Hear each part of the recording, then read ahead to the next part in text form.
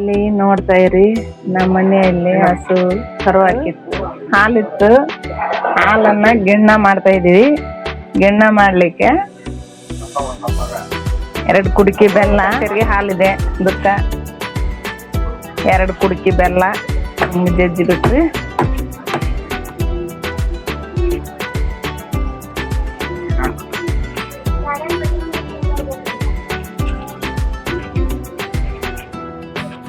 ಕುಡಿಕೆ ಬೆಲ್ಲ ಹಾಕಿ ಬೆಲ್ಲ ಕರ್ಗತನ ಕಲಸ್ರಿ. ಕೈ ಆಡಿಸಿ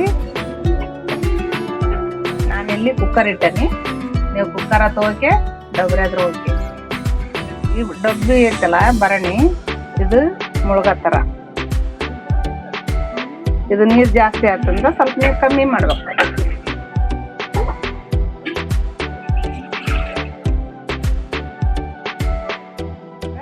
ಸ್ವಲ್ಪ ನೀರು ಡಬ್ಬಿ ಇಟ್ಟು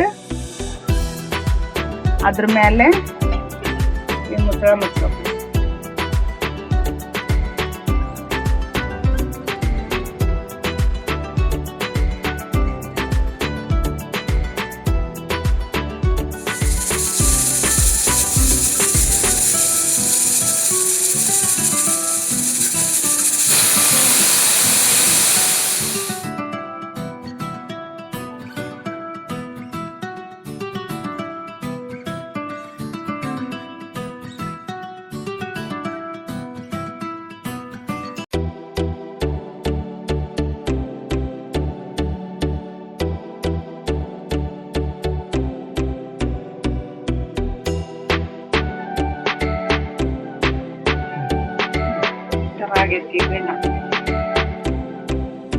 ಕೊರೆಗಿಣ್ಣ ಮಾಡ್ಬೇಕಂತ ನೋಡಿದ್ವಿ.